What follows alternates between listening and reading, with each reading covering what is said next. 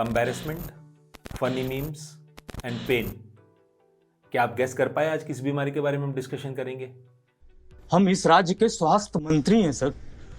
बवासीर कैसा है आपका? हाँ, टी में थोड़ा सा लेटरिन के साथ खून आया था। We are going to discuss about piles, जिसको हेमरॉइड्स या बवासीर भी कहा जाता है। ये कहाँ बवासीर बना दिए हो? तो दोस्तों, ये एक ऐसी बीमारी है जो हिंदुस्तान में हर 5 में से 2 लोगों को है और इस बीमारी का इलाज भी बहुत सिंपल है। पर फिर भी ये बीमारी इतना बड़ा या इतना विकराल रूप क्यों ले लेती है? क्योंकि हम इसके बारे में बात करने से कतराते हैं, सही मंच पे या सही लोगों के साथ ये डिस्कशन नहीं कर पाते हैं।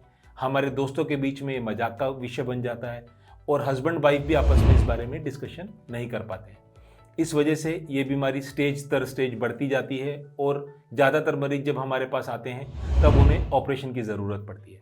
इसके बारे में ज़्यादातर इन्फॉर्मेशन भी जो सोशल मीडिया पे अवेलेबल है वो भी ऐसे लोगों के द्वारा दी जाती है जो कि इसको देने के लिए ऑथोराइज नहीं है या जिनके पास उसको मैनेज करने की बराबर डिग्री नहीं है। नया जड़ी बूटी आया है पहाड़ से, कहो तो भिजवा दें, एकदम ठंडा हो जाओगे। तो दोस्तों, हम लोग डिस्कशन करेंगे हेमरॉइड्स का, क्योंकि कोई लोग इसको बोलेंगे कि ये सूजन है, कोई लोग बोलेंगे कि ये ट्यूमर है, पर ना तो ये सूजन है ना तो ये ट्यूमर है।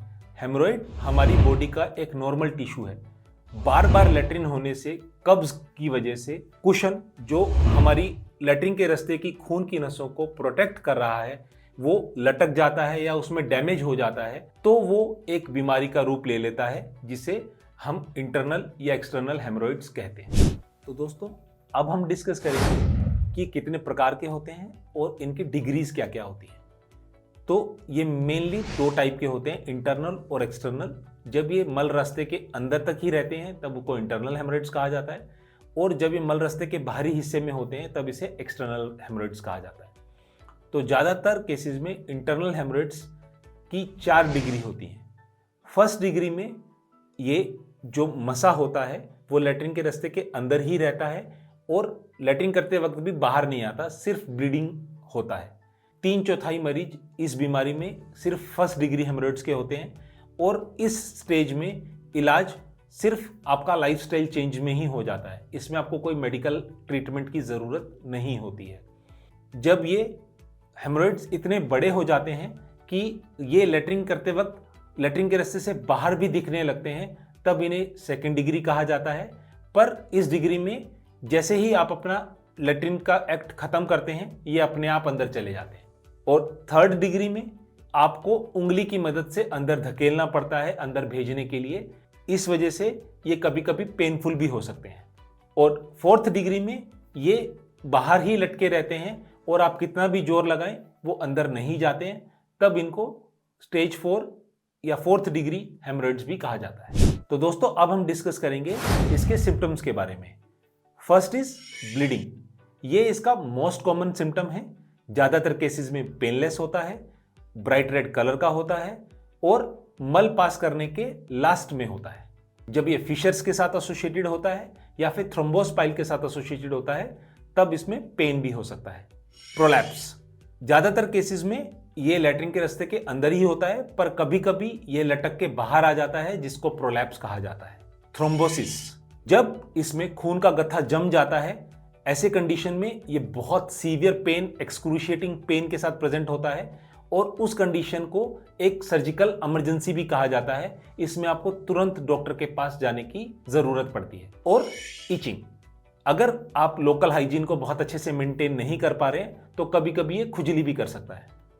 दोस्तों, छठा सिम्टम जो म्यूकस डिस्चार्ज है, ये मोस्ट कॉमनली एसोसिएट नहीं होता है, पर अगर आपको ये म्यूकस डिस्चार्ज के साथ में है, मतलब कि लेट्रिन के रास्ते में सफेद चिकना लिक्विड जैसा पदार्थ निकलना जिसको म्यूकस कहा जाता है, ऐसी कंडीशन में एक सीवियर बीमारी को भी इंडिकेट कर सकता है जिसमें पॉलिप का होना या ट्यूमर का होना या किसी इन्फेक्टेड बीमारी का होना भी शामिल है।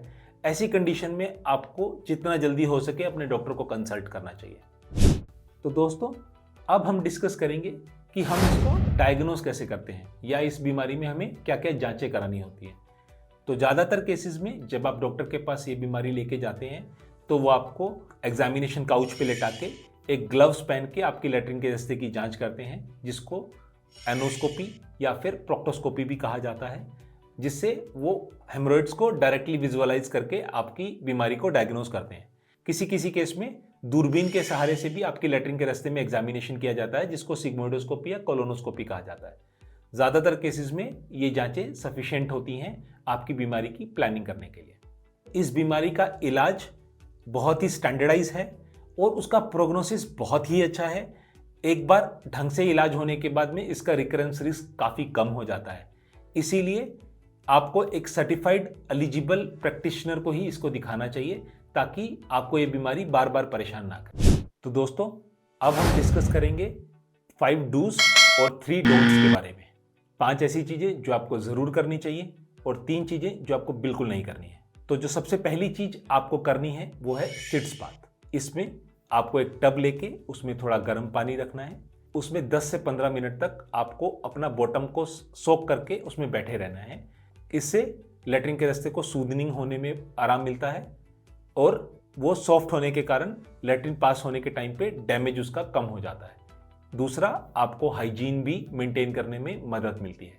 जब भी आप सीट्स बात कर लें, उसके बाद आप अपने बॉटम को एक सूखे तौलिए से पोंछ लें और उसको ड्राई रखें। दूसरा, आपको अपने फाइबर इंटेक को बढ़ाना है मिनिमम 25 से 30 ग्राम तक। आपको अपने फाइबर के साथ साथ में लिक्विड का भी सेवन करना है, ताकि जब वो फाइबर आपके इंटेस्टाइन में मूव करे तो वो लिक्विड को अपने साथ कैरी करे और आपकी स्टूल ज़्यादा टाइट ना हो। तीसरा, आपको स्टूल सॉफ्टनर यूज़ करना है।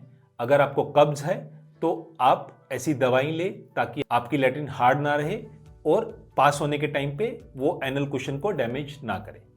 चौथा, आप लिग्नोकेन ऑइंटमेंट यूज़ करें, ऐसी प्रिपरेशन जिससे आपके स्फिंक्टर को रिलैक्स होने में मदद मिलती है और डैमेज कम हो जाता है। उसको लगाने के लिए आप मिनिमम 25 से 30 सेकंड मसाज करें और लैट्रिन के रास्ते के अंदर के हिस्से में भी मसाज करें। ऐसा करने से स्फिंक्टर अच्छे से रिलैक्स होगा और आपको उस दवाई का कंप्लीट फायदा मिलेगा। और पांचवा, इंडियन कॉमोड को यूज़ करें। जो चीज़ें आपको नहीं करनी है उसमें आपको रेड मीट का सेवन नहीं करना है। दूसरा, आपको जंक फूड आइटम कम से कम खाना है और प्रेफरेबली अगर हो सके तो बिल्कुल नहीं खाना है। और तीसरा, आपको लैट्रिन करने में बहुत स्ट्रेन नहीं करना है। ज़्यादा जोर लगा के करने से कुशन के डैमेज होने का रिस्क बढ़ जाता है। जब आप टॉयलेट में ज़्यादा टाइम स्पेंड करते हैं, ऐसा करना भी एक रिस्क फैक्टर हो सकता है। इस बीमारी की ट्रीटमेंट के लिए बहुत सारे ऑप्शन अवेलेबल हैं। कुछ ऑप्शंस में हम इस बीमारी में रबड़ बैंड लगा देते हैं या फिर उसमें स्क्लेरोजेंट या फिर रेडियो फ्रिक्वेंसी एब्लेशन की बीम लगा के उसको जला देते हैं, ताकि आपको 2 से 4 घंटे में ही डिस्चार्ज मिल जाए और आपकी बीमारी ठीक हो जाए। पर स्पेशली उन कंडीशन में जब ये बीमारी स्टेज 3 या स्टेज 4 में है या फिर थ्रोम्बोस कंडीशन में है, ऐसी कंडीशन में आपको सर्जरी की ज़रूरत पड़ती है, जिसमें ओपन टेक्निक या क्लोज टेक्निक होता है। इन सब टेक्निक के अंदर रिकरेंस का रिस्क लगभग 3 से 4% ही होता है। ओपन टेक्निक में घाव को खुला छोड़ते हैं और क्लोज टेक्निक में घाव को बंद कर देते हैं। उसके अलावा रिसेंट एडवांसेस जो इस बीमारी की आज की डेट में ज़्यादातर लोग रिकमेंडेशन करते हैं और मेरा खुद का रिकमेंडेशन भी है, उसमें आपको लेज़र या फिर स्टेपलर टेक्निक है। स्टेपलर टेक्निक का सबसे बड़ा एडवांटेज क्या रहता है, हेमरॉइड्स नॉर्मली 3 पोजीशंस में होते हैं। जब हम लैट्रिन के रास्ते को नीचे से देखते हैं तो 3, 7 और 11 3 पोजीशन में ये मेन प्राइमरी हेमरॉइड्स होते हैं और कभी कभी छोटे छोटे सेकेंडरी हेमरॉइड्स इसके बीच में भी हो सकते हैं। तो जब हम इसका इलाज स्टेपल टेक्निक से करते हैं तो स्टेपल टेक्निक 360 डिग्री पूरे के पूरे लैट्रिन के रास्ते पे काम करता है। तो इससे प्राइमरी और सेकेंडरी दोनों हेमरॉइड्स को आप एक ही सिचुएशन में या एक ही साथ टैकल करते हैं। ऐसी कंडीशन में रिकरेंस का रिस्क बहुत बहुत कम हो जाता है और जहाँ पे ये स्टेपल फायर होता है वो पेनलेस एरिया होता है, तो आपको सर्जरी के बाद बिल्कुल पेन भी नहीं होता है। ये एक रिसेंट एडवांस और एक न्यूअर टेक्नोलॉजी है जिसका बहुत अच्छा रिजल्ट है। उसके अलावा लेज़र टेक्नोलॉजी भी एक अपकमिंग टेक्नोलॉजी है, जिसके अंदर हम हेमरॉइडल टिश्यू को जला के उसको लैट्रिन के रास्ते के साथ में फिक्स कर देते हैं, ताकि आपको रिकरेंस का रिस्क मिनिमम रहे। तो दोस्तों, ये बीमारी का इलाज बहुत आसान है। जब इतना आसान इलाज होता है तो बहुत सारे अनऑथराइज्ड लोग भी इसका इलाज करना शुरू कर देते हैं, पर ऐसी कंडीशन में वो ये भूल जाते हैं कि इसका इलाज सिर्फ हमें कुशन को रिपेयर करके करना है और उसके जस्ट नीचे जो स्फिंक्टर कॉम्प्लेक्स है, जो आपकी लेट्रिन को अनचाहे समय में बाहर निकलने से रोकता है, उसको बिल्कुल भी छूना नहीं होता है। पर जब अनट्रेन्ड लोग भी इसका इलाज करते हैं तो वो एक फाइन बैरियर को प्रोटेक्ट करना भूल जाते हैं और उससे स्फिंक्टर के डैमेज होने का रिस्क बढ़ जाता है, जिससे आपको लाइफ लॉन्ग स्टूल पे कंट्रोल चले जाता है। तो दोस्तों, आज हमने डिस्कस किया है हेमरोइड्स की बीमारी के लिए इन एंड आउट सभी फैक्ट्स के बारे में। उम्मीद है आपको इससे मदद मिली होगी। आप अपना प्यार इस चैनल पे इसी तरीके से बनाए रखें। Please do like, subscribe and share and don't forget to press the bell icon. Let's stay healthy with doctor Bansal.